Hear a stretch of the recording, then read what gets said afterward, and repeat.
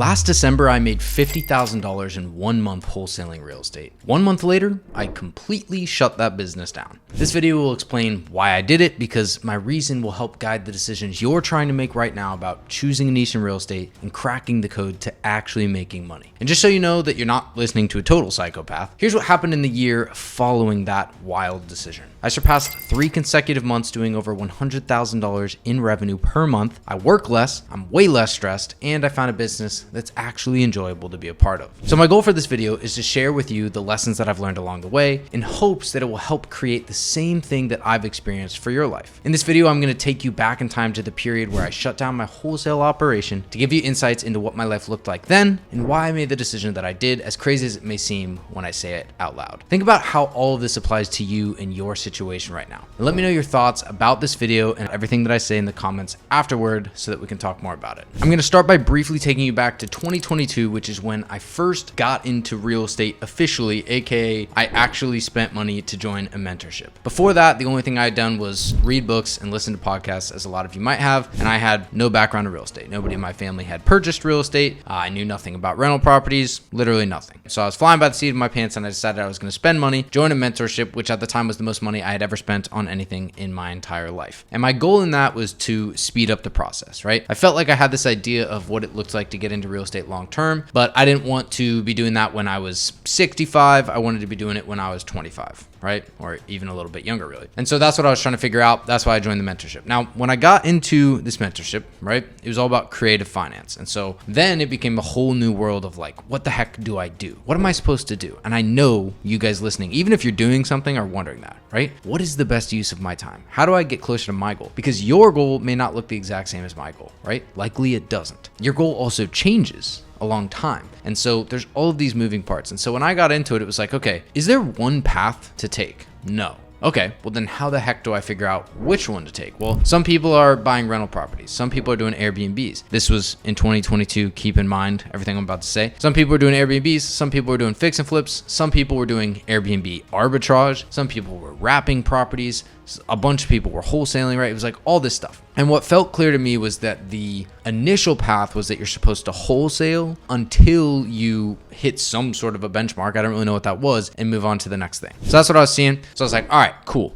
Wholesale. Let's try it out. So I'm like, all right, now there's all these different methods to wholesaling. How am I supposed to pick one? So I tried this thing where I reach out to other wholesalers, find their crappy leads, and then use creative finance, right? Makes sense. At the time, it was kind of a hot topic. So I spent my first couple months doing that, just drumming up leads on Facebook. I actually got my first property under contract within like 2 months, I think, maybe 3 months of being a part of the mentorship, which is pretty sick. And then I had no idea what to do. So I got some help from people. Again, that's what community is for. And then turns out it was a terrible deal. Deal fell through, didn't make any money. Fast forward a couple months, I'm like, okay, my goal in wholesaling is what? I don't know. And so I stopped wholesaling and I got into multifamily. I was like, I'm going to buy apartment buildings because I just want to make money long term. I love my job that I have. So I did that for a few months. Then I changed my mind again. You'll sense the theme here. Maybe some of you guys can relate to this. And I was like, nope. And now I hate my job. Things changed at work. I no longer wanted to be there. So then I was like, okay, apartments no longer make sense. What are people that's doing that's working? All right, people are calling agents and getting properties under contract sub 2 and wholesaling them. It's like the hot thing. So I'm like, all right, I'm going to go all in. And that's what I'm going to do. I'm going to wholesale. I'm going to call these agents and wholesale. There's people my age that are doing it, that I look up to, that I can connect with. I can go to live trainings. If they can do it, so can I, which is 100% true for all of you guys watching this right now. Everything I'm going to talk about, everything you see other people talk about, unless they're spending $1 million on it, if they're just using skills, you either have the skills already or you can develop them and do the exact same thing,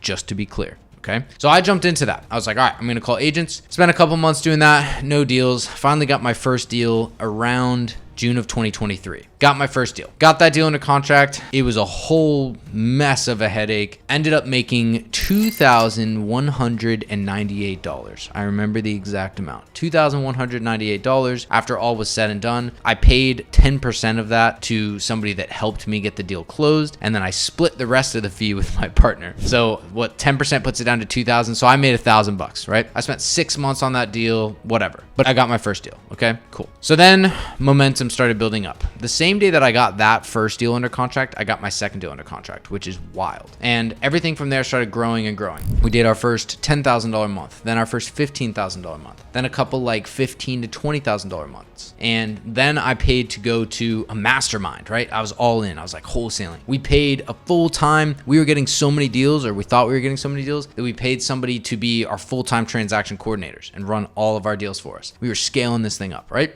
And then reality struck, as it often does in business. And I started looking at, okay, well, what are other people doing that are taking this thing? If you want to take it from $10,000 a month to, $100,000 a month, what are people doing? That was the first thing I was looking at. Number two, what does it look like to do this long term? A lot of people don't think about this. And to be fair, there's two different ways to approach this, right? Some of you watching this right now might be in a position where you need money now. And if you need money right now, then you are fundamentally not going to operate in the same way as somebody who doesn't, right? It's two completely different things. One person's building for the future. One of you is just trying to make enough money to pay for rent and food right now. Very different things. But when we are trying to build for the future, what does that look like? So I started actually digging in, because what you see on the surface, people that are called leaders or whatever it might be, like that stuff's usually smoke and mirrors, right? It's usually sales tactics or whatever. What are people actually doing in this space to actually scale their business and move forward? And that's what I really started digging in on. And what I was finding was that nobody was wholesaling long term. People were just getting into it and then moving on to something else, like a stepping, the ladder to the next thing, right? And I was like, okay, if that's the way I got to do it, then that's the way I got to do it. That's cool. But what really started to suck, what I learned, and it's now what I call the wholesale hamster wheel, is that our first month when we made 15,000, I remember it. We made 15,000 bucks. And then at the end of that month, we just were back to zero. And we had to restart, because every deal that you get in wholesale doesn't bring you another deal. It just is. You get the deal and then it's over. So I was like, all right,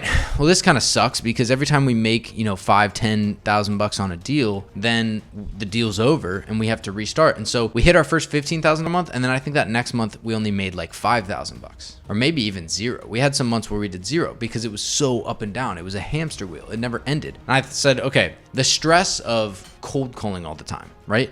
Of having deals fall through, of all this other stuff. How am I supposed to know when that's going to end, or when it's going to pick up, if it's just going to continuously repeat? And at the same time, I had started my little side business of funding people's deals. So I was doing the wholesale, and I actually broke this down on a whiteboard at the time. We'll talk about that in a little bit. But I broke it down. I was spending about 95% of my time on wholesaling and 5% of my time on funding. Specifically, I was funding earnest money deposits for other wholesalers, right? I was in the wholesale space. I was funding earnest money deposits using other people's money, just little bits and pieces here and there. For other people's deals, it was like zero effort on my part. I spent all my time on the wholesale, right? That's what I was doing. Pretty cool. So I was doing that on the side, and I was doing the wholesaling, and the wholesaling started to become low-key miserable. And here's why. The first thing that people don't tell you about wholesale was the hamster wheel, right? It's a repetitive process. It just goes round and round, like I just said. The second thing people don't tell you is the amount of non-control that you have over the situation. This was one of the killers for me. So we had a situation where we started wholesaling, my partner and I, Houston, shout out to Houston.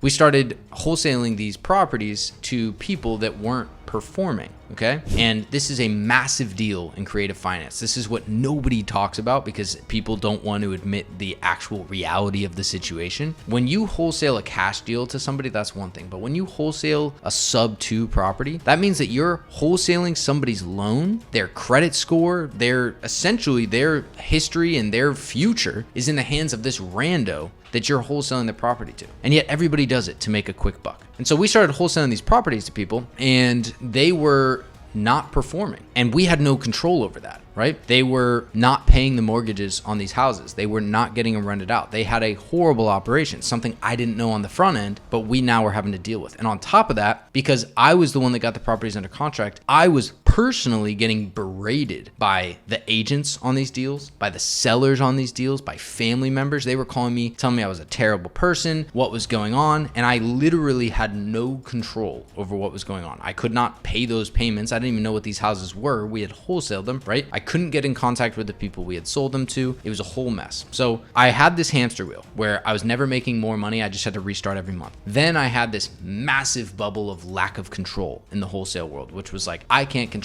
what they're doing. Then the third thing that came up was that we had deals that we couldn't control them getting backed out on. Right? So we would get a property under contract. It's lined up to make us $10,000, $15,000, $20,000. And then the seller changes their mind, backs out. The work that I've done is the exact same, but now we make $0 off of it. right? So all of these things started piling up and I was like, okay, not only was I miserable, which I was, I have a video in October of 2023 where I got a phone call at 6 a.m. Be fair, it was an East Coast person, but still, what the heck. I got a phone call at 6 a.m. I was awake, so I answered the call and it was an agent berating me at 6 o'clock in the morning about this deal that was going bad. And I was like, this is miserable. There's no way this can be my future for the next 5 years, right? And on top of that, I was looking at all these people and I was like, nobody else is doing this either. So what the heck is going on? Well, what really ended up happening with this situation, this is creative wholesaling specifically, was it was really just a ploy for other people to get good deals, because there are good buyers out there buying these creative deals, right? And so everybody wholesale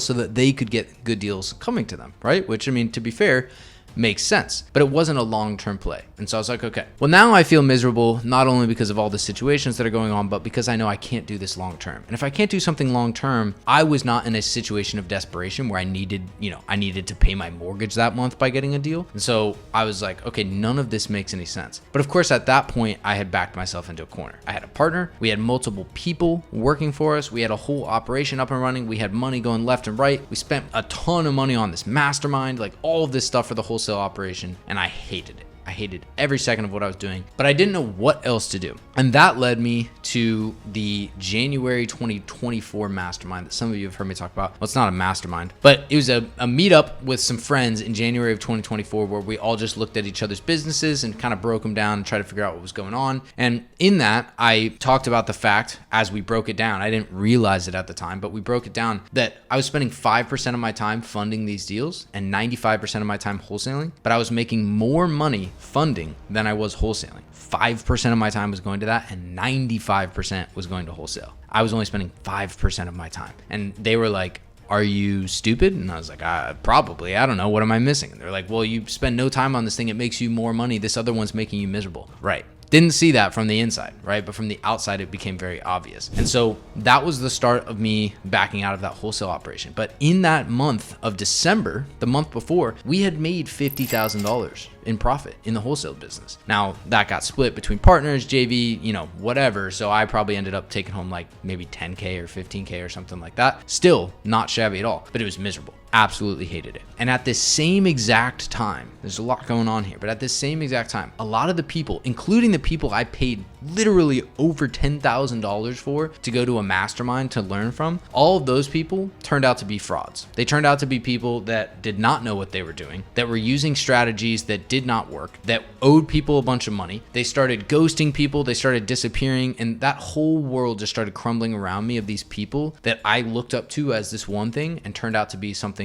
completely different. And that was the linchpin. It was like, okay, these people that I look up to, they were not the people I thought they were. Number one. Number two, I'm miserable. Number three, I make more money doing something else. And all of that stuff stacked together at the end of January. It was the last week of January in 2024 that I, with the help of other people, made that decision. Okay, I'm going to shut this wholesale operation down. Now, to be clear, for those of you that are listening to this that are wholesaling right now or are thinking about wholesaling, this is just my personal experience. But let me share a couple of other experiences with you, right? Because when I was doing this, I was doing it with a bunch of other people that were doing very similar wholesaling, creative wholesaling, cash wholesaling, you name it. And of the people that I've been around in the past 2 years, which, pretty big group. I'm in this mentorship, right? So there's a lot of people. The top leaders that were looked up to for wholesaling, there is one person that is still wholesaling, that is still doing these deals, that actually is making money and seems to be somewhat enjoying it, right? But they too are trying to get out of it. One of the biggest leaders that I looked up to that didn't turn out to be a fraud, they quit for the same reason I quit. It just took them an extra 2 years. They quit doing it too because it was unsustainable. It was the same thing every month. There was no growth, right? There was no scaling pattern. And so all of the people around me to this day that I look up to in the wholesale space have stopped doing it. And it's for the same reasons that I just talked about. It's really not that different from person to person. It's not scalable. It's not enjoyable. And there's a very minimal amount of control. And that's why I got out of it. Now, when I got out of it in the beginning of 2024, remember, I was using 5% of my time on this business that was paying the bills. So now I had 95% of my time freed up. I had no idea what I was going to do at that time, which is extreme blessing, right? But it feels very weird when you're shutting down this business. Kind of felt like I was letting a lot of people down, all of that stuff. But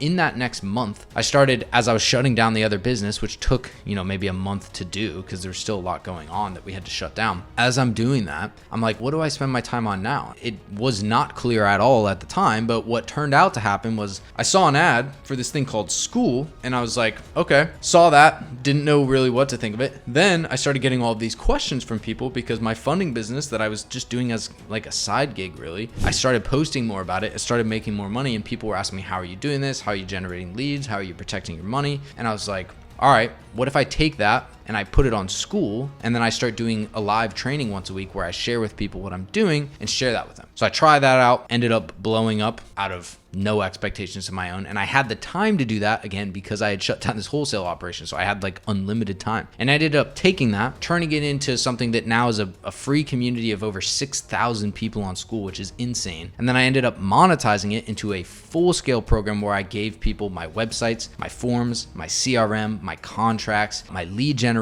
systems, all of that stuff. I started giving that to people in a paid program that's now called Fund to Freedom. And they all started doing deals like I was, right? And it was this whole thing that was completely unexpected. But why do I tell this whole story, and why do you care? Most everybody that's trying to get into real estate is trying to figure out how to create passive income, which I have some opinions about, right? Passive income is not real. If you follow me, you know that I've talked about that plenty of times. But the thing that you have to figure out is, okay, what's my stepping stair into real estate and what's my long-term? The long-term play in real estate is pretty obvious for most people. It's buying some sort of rentals, whether it's an apartment building, a mobile home park, a single family home, you name it. Whatever it may be, it's buying that thing, getting the appreciation, getting cash flow, retiring early, whatever the heck your goals are. But that's a long-term play. That is not something, especially as I'm recording this video in 2025, you do not buy properties to cash flow right now. What you do is you create a passive income structure of some sort where you're buying these properties, and then you create some sort of an active income to fuel it. And this is what nobody tells you. The people that are selling courses, the people that keep their jobs, right? Any of those things are active. They are actively working to generate income to then move into the passive income vessel. And for me, that active income became transactional funding. So now I have this income of my funding business, which when I quit, that month was chaos. January 2024, I funded 25 deals that month. I thought I was on top of the world. Almost all of those deals ended up defaulting. It was terrible. Could get into that some more. Part of that is because I was spending all my time on wholesaling instead of focusing on where the money was actually going. But that month I ended up losing a bunch of money. And now,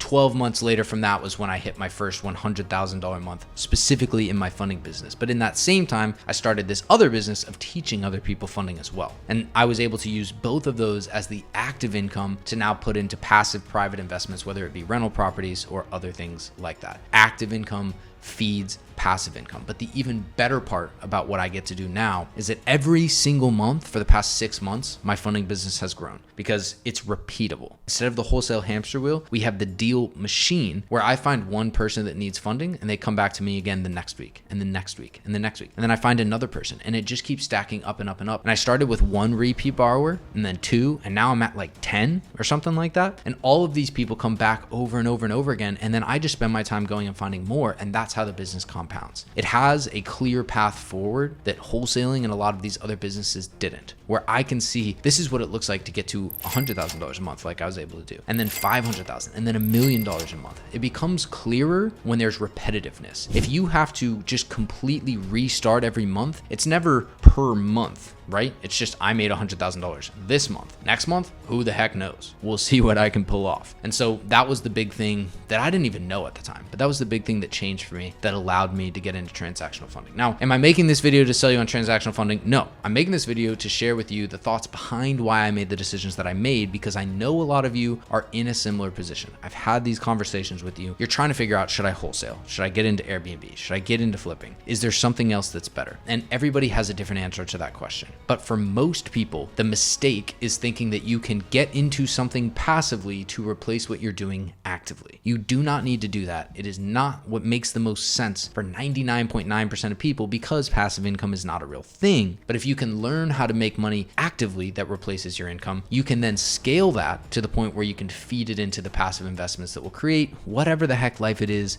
that you want to create. I know from experience, most people don't actually want to just retire early and sit around and do nothing. Maybe you want to do that for a few months and then you'll be like, well, this sucks. What am I supposed to do now? A lot of people go through that experience, right? But whatever it is, I hope that this has just given you a little bit of background on me, right? Why I made the decisions that I made, what it looked like in my life when I was trying to figure all this crap out. Do I have it all figured out now? Heck no, I do not have it all figured out now. But I feel a lot better than I did then. I don't go to bed with people berating me every night, right? I'm helping people close deals instead. I'm making more money month over month and I'm helping other people do the same thing. And I share that about myself because I know for a fact that you can do the same thing as well. You can get into a business that scales. You can actually help people. There is so many opportunities in real estate that actually make sense. But here's one of the things I want to leave you with. When I got into real estate, there was so many people, the vast majority of people were short-sighted. They were looking about making their next dollar. And that was it, right? They were getting into strategies that were incredibly risky, incredibly dangerous because they were being sold those strategies by people that were just trying to make money off of them. And what ended up happening, thank the Lord, I didn't fall for this stuff. What ended up happening is all those people went under, right? And now those people are in lawsuits. They owe people money. They're in mounds and mounds of debt. And it's because they were looking at the short term. If you can find a strategy that can scale, that makes sense in the long term, that isn't another fad, not just something that's going to work for the next 6 months or the next year or 2 years or whatever it might be, but something that's proven to work, then you will have a much higher chance of long-term success. You may not make money tomorrow. You may not make money next month, but think about it this way. This is the way I think about it, at least. I fund deals, meaning that I have become a sort of bank in the real estate world. Banks have been around since the existence of mankind to provide capital for things. Money will always be needed in real estate, and if I can continue to expand how I provide that, the ways that I provide it, the amount of money that I can provide for people, then I will be able to continue to scale a business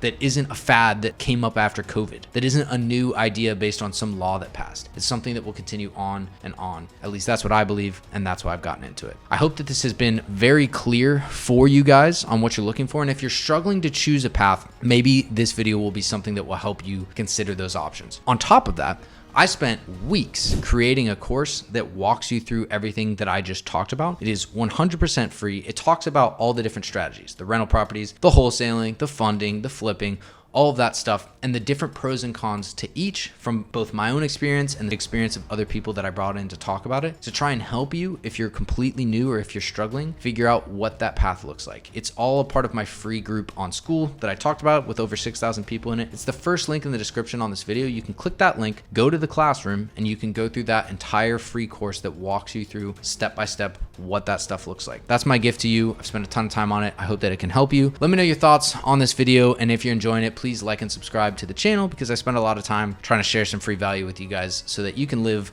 a better life that you've always dreamed of. Thanks for hanging out. I'll see you guys in the next one.